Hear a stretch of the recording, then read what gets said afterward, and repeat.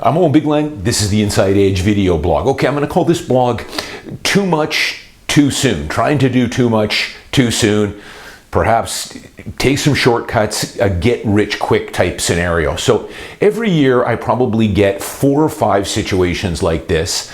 I'm doing this blog because I just recently had 2 in the last month. And the situation kind of goes like this. I get a phone call or an email from a potential client saying, "Owen, I've been watching your blogs, or I referred to you, or I hear good things about you. You're a downtown condo specialist, or you do a lot of work in Mount Pleasant and Kitts, and I've decided to come to you because we want to buy our first home here.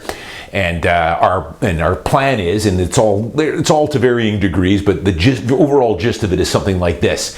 Our budget is, let's call it $800,000, and we need a 3-bedroom, 2-bath. So in other words, that's a tight budget. They're not going to be buying in Vancouver, that's for sure. Even Burnaby or Coquitlam might be tough at that budget. But they'll go on to say that we want to buy this, but we're only going to live in it for a year and a half or 2 years, and then we're going to rent that out and buy a better home. Well, the first question I have to say is, well, gee, I mean, your budget for what you're looking at is going to be difficult, at least for buying quality, which I'm going to get into a minute, and which is, should be the #1 priority for people.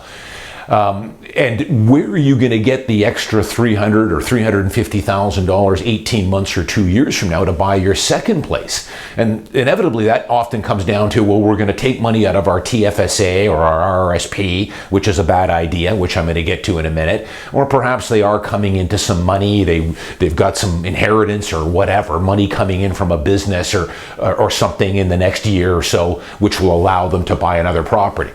Well, what I usually will say, I'll try and give them good counsel on this. And unfortunately for a lot of people, I don't think they get this good counsel, because I think people make a lot of bad mistakes. And one of them is what I'm calling this is kind of trying to do too much too soon.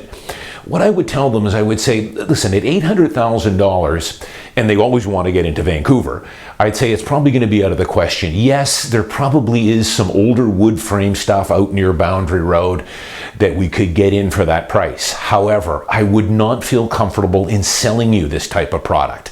It is going to be an extremely old wood frame condo, probably with a lot of levies coming up, or they buried a lot of stuff. They haven't gotten a depreciation report done.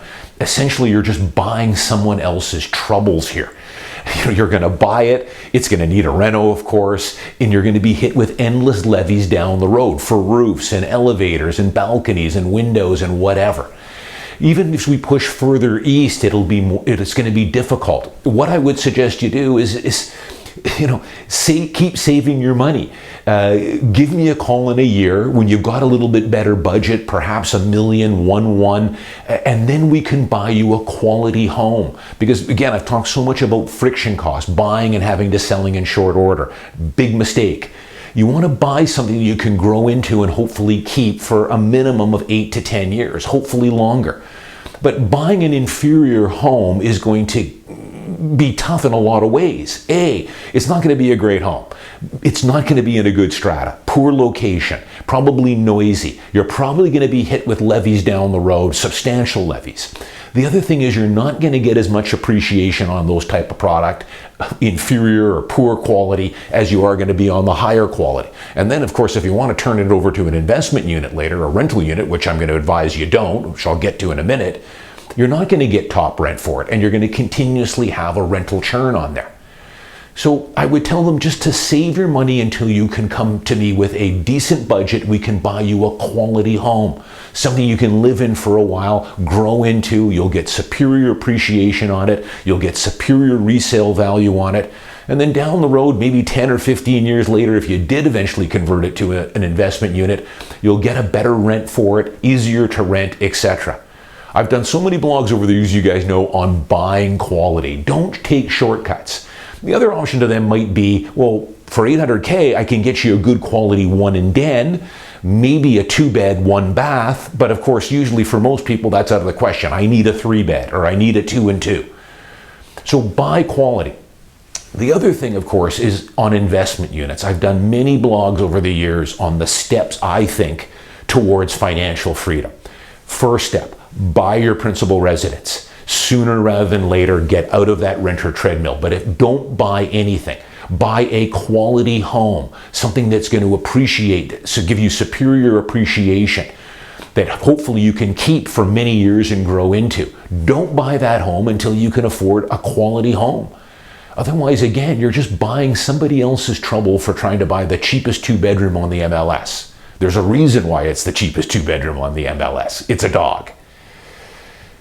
Second step after you bought your principal residence should be to max out your retirement accounts, the two that Canada gives us here, the RRSP and the TFSA. Those should be maxed out, in my opinion, because remember, I won't get into all the details here. Even if you max out your TFSA and RRSP, I've been doing that since I was 18 years old, 19 years old.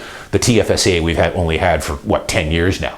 That's only going to provide still a fraction of what I'm going to need for retirement. I mean, I want to live a good retirement, and you can only shelter so much money. I've been able to put in the maximum amount in my RSP for the last 8 years now, based on my income.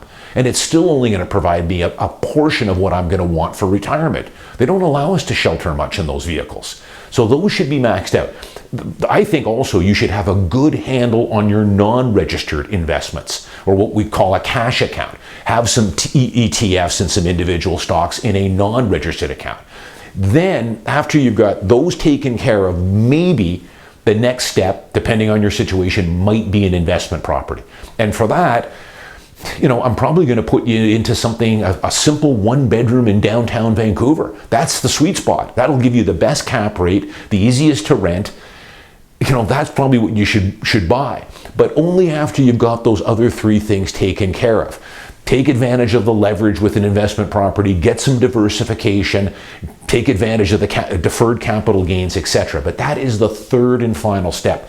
And I get so many people that kind of want to knock off 2 of these, a principal residence and an investment unit, in a matter of 18 months to 24 months. Don't do that.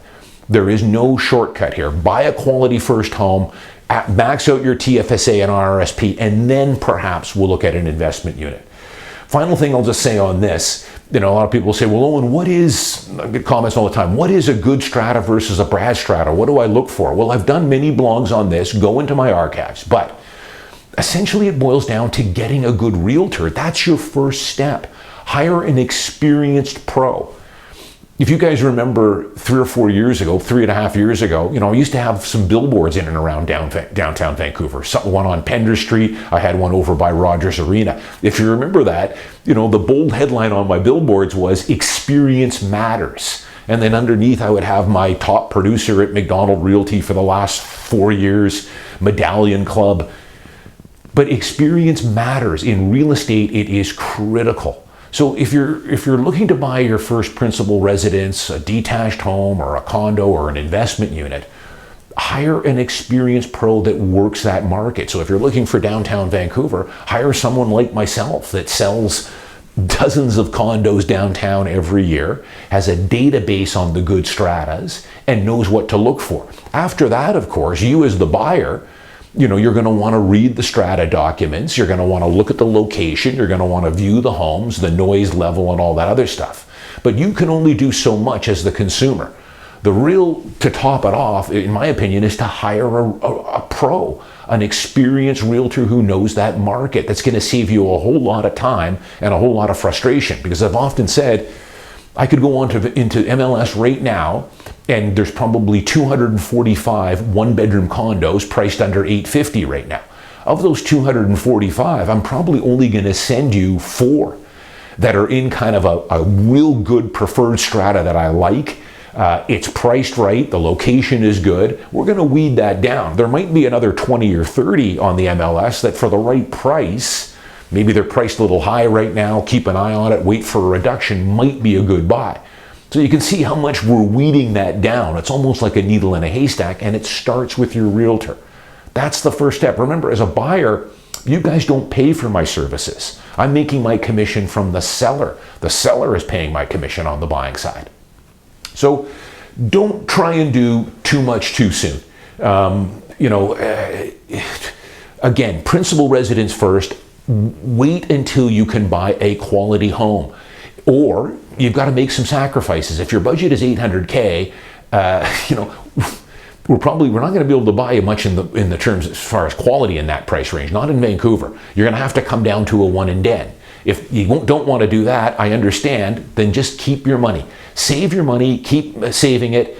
Next year, when you've got a little bit better budget, then we'll wade into the market. But you want to buy quality because you want to hang on to these homes, and don't try and do too much at once. Converting that to an investment property down the road, buying the cheapest unit on the MLS, living in it for a few years, and then turning it into an investment. It's not going to pay for you in the long run. Buy quality, max out your TFSA and RRSP, then perhaps the final step might be an investment unit. I'm Owen Bigland. As always, thanks for watching. I'll see you next week.